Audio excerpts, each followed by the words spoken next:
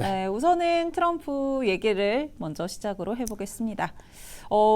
앞서서도 좀 이야기했지만 이 루머들이 간밤에 큰 변동성을 좀 만들어냈죠. 맞아요. 이 케빈 하세 백악관 경제고문이 인터뷰를 통해서 트럼프 대통령이 90일간 중국을 제외한 국가들의 관세를 일시적으로 중단하는 걸 고려하고 있다. 이런 식으로 인터뷰를 하면서 네. 관련한 부분들이 시장에 좀 기대감을 일으켰고요. 다만 이후에 캐롤라인 대변인이 CNBC랑 인터뷰를 또 하면서 백악관 내부에서는 90일 이후에 들은 바가 없다. 이거 가짜 뉴스다라고 이야기를 했습니다. 그러면서 시장에서는 좀 상반된 뉴스가 혼재가 되면서 영향을 좀 줬던 모습이고요. 네. 그리고 간밤에 이제 트럼프 대통령이 또 기자회견을 했잖아요. 맞아요. 여기서 좀 이 부분에 대해서 일축을 하는 모습이었습니다. 관세 일시 중단할 의지 없다라고 이야기를 했고요. 다만 협상은 열려 있다. 라고 말을 했습니다. 관세가 좀 영구적일 수도 있는데 동시에 좀 무역 협상도 진행이 될 수 있다라고 밝혔고요. 다만 이제 시장이 좀 개방을 한다던가 이런 요구 사항들이 충족이 돼야 협상이 이어질 수 있을 것이다라고 네. 이야기를 했던 모습입니다. 이런 식으로 좀 보도가 나왔던 모습 확인이 됐었고요. 그리고 그러면은 시장을 정말 좀 주요했던 이슈들은 네. 어떤 것들이 있는지 같이 한번 확인을 해보겠습니다. 역시나 중국이었죠. 저희가 금요일에도 네. 트럼프 이미지가 없었던가요? 금요일에는 그죠? 아마 없었죠. 네, 제가 캐나다 이제 총리, 네, 그 다른 국가들에 대한 프랑스 이런 대통령, 반응들, 그죠, 맞아요. 네, 이런 것들을 그리고 좀 가져왔죠. 월요일도 사실 없었는데 3일 만에 트럼프가 또 오늘 도배를 하고 있습니다. 다시 등장했습니다. 네. 네, 그래서 트루스 소셜에 이렇게 또 올렸죠.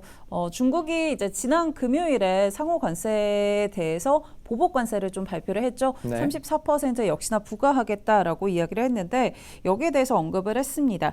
사실 이제 중국에서 발효한 부분은 4월 10일부터 좀 적용이 되는 부분이기 네. 때문에 그에 앞서서 좀 4월 8일까지 이 부분을 철회해라라고 이야기를 했고요. 내용을 조금 더 살펴보면은 네.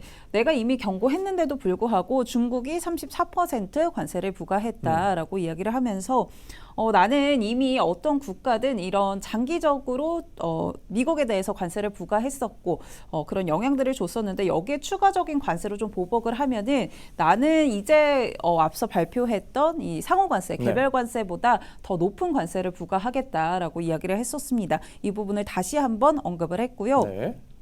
그러면서 중국에게 4월 8일까지 이미 이제 남용된 그런 관세들 그리고 좀 추가적으로 발표했던 34% 관세 철회하지 않으면은 50% 관세 추가적으로 부과하겠다라고 이야기를 했습니다. 그러니까 정리를 해보면 앞서 이제 2, 3월 단이었나요? 그때 네. 이제 10% 관세를 부과를 20% 각각 10%씩 해서 총 20% 관세를 부과했었고 또 이제 추가 관세 34% 부과하겠다라고 해서 시장에서는 54% 부과가 될 수도 있다라고 보고 있었는데 여기에 또 추가적으로 50%를 부과한다라고 하니까 104% 관세 부과도 가능할 것이다라고 좀 보고 있는 상황이죠.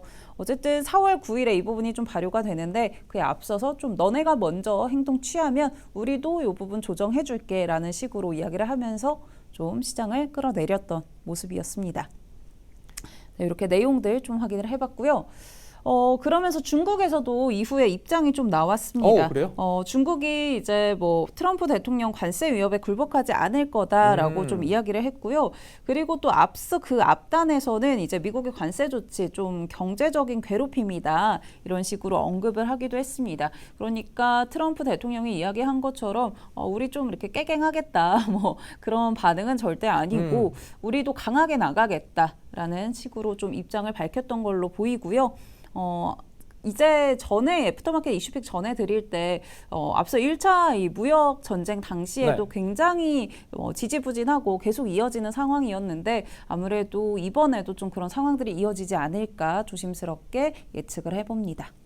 사실 1차 트럼프 1기 때 관세 이야기가 진짜 거의 2년 넘게 계속 이야기가 나오다가 사실은 팬데믹 때문에 수그러들었단 말이죠. 맞아요. 완전히 해결된 게 아니고 팬데믹이 터지고 정권이 바뀌면서 이 관세에 대한 이야기가 좀 누그러들었던 건데 다시 트럼프가 집권하면서 다시 돌아오는 양상을 나타내고 있죠. 네, 맞습니다. 그래서 뭔가 1차에 이어서 2차 전쟁이 좀 이어지는 것 같은 상황이고요. 관련 소식들은 계속 좀 체크를 해봐야 될 것 같습니다. 아무래도 당장 뭐 8월 9일 관련한 소식들은 나오겠지만 문제가 해결이 되지는 않을 것으로 좀 보이니까요. 네. 한번 계속해서 주목하면서 시장 흐름 대응해 보시면 좋을 것 같고요. 그러면 또 다른 국가들도 계속해서 발언을 내놔서 같이 한번 체크를 해보겠습니다. EU인가요? 네, 첫 번째로는 유럽 관련해서 한번 가져와 봤는데요. 간밤에 이런 소식들이 나오더라고요. 상호 무관세 제안했었다라고 이야기를 했던 모습들이었는데 요거는 영상인데 제가 하나 이렇게 캡처를 해왔습니다. 문제는 네. 트럼프의 반응이잖아요. 그렇죠. 반응도 중요한데 반응도 제가 한번 준비를 해봤으니까요. 같이 한번 내용 확인해 보시면요. 우선 폰데어 라이언 이 EU 집행위원장이 브뤼셀을 방문을 하면서 기자회견을 했는데 여기서 이제 발언을 했던 게 미국과 협상할 준비되어 있다라고 이야기를 했고요. 그리고 계속해서 상호 무관세에 대해서 제안을 해왔다라고 밝혔습니다.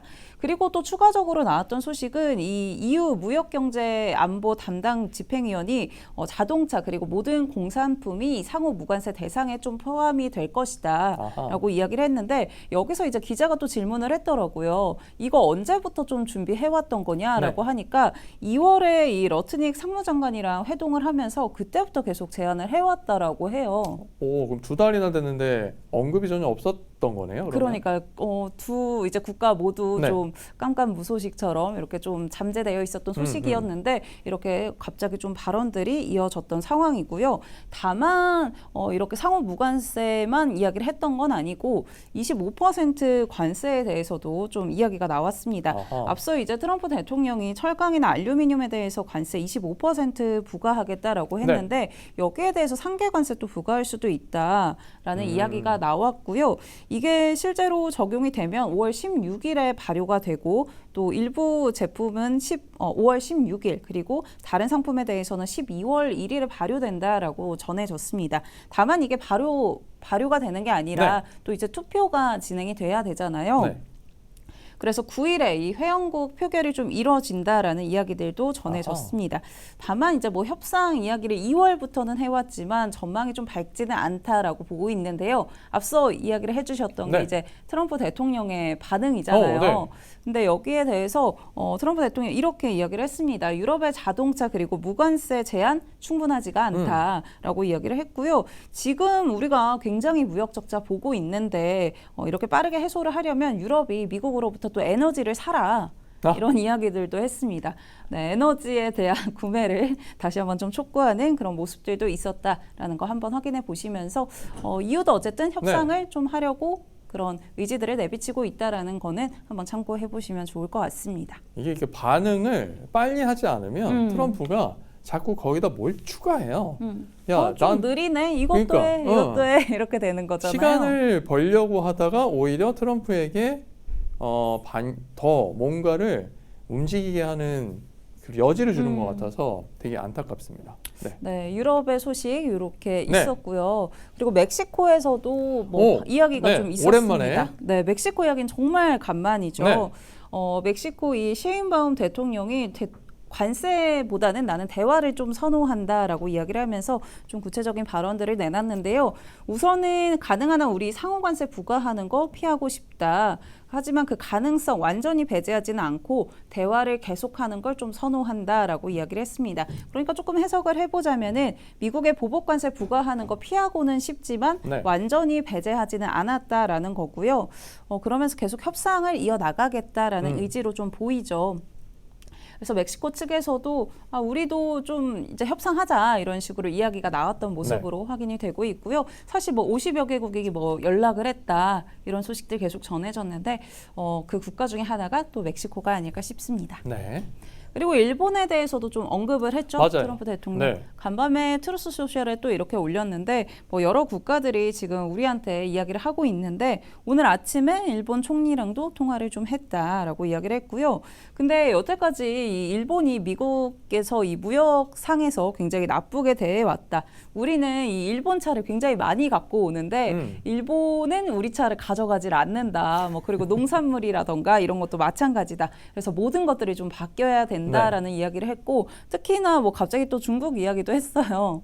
중국도 갑자기 샤라웃하면서 중국도 좀 바뀌어야 된다라는 식으로 이야기를 어허. 했던 모습인데 일본 관련해서도 협상이 좀 진행되고 있다는 점도 한번 확인해 보시면 좋을 것 같습니다. 요 소식 이후에 앞서 말씀드렸지만 일본 관련 주식들은 네. 반등하는 양상을 나타냈습니다. 또 뭐 메가 관련한 그런 소식도 있었다고 네. 해주셨잖아요. 신일본제철에 이 유나이티드 스테이츠 스틸, 그러니까 US 스틸에 대한 매각 가능성이 다시 높아지면서 관련된 종목들의 주가도 상승 흐름을 나타내는 등 일본과의 이제 전화 통화 이후에 약간의 흐름의 변화도 감지되는 양상이죠. 네. 센텀 리바이님이 쪼락군 중국 빼고 이렇게 해주셨는데 네 맞습니다. 중국 빼고는 확실히 우리랑도 협상하자 네. 이렇게 계속 나오고 있는 모습이라서 계속해서 나오는 소식들 한번 체크해 보시면 도움 될 것 같고요. 아무래도 오늘 밤에는 이제 정말 디데이 하루 앞두고 있는 상황이라서 또 여러 가지 이야기들 많이 나올 것 같은데요. 그런 소식들 내일 준비해서 또 오도록 하겠고요. 이어지는 박명석의 KPIC 통해서 국내 시장도 한번 힌트들 찾아가 보시기 바랍니다.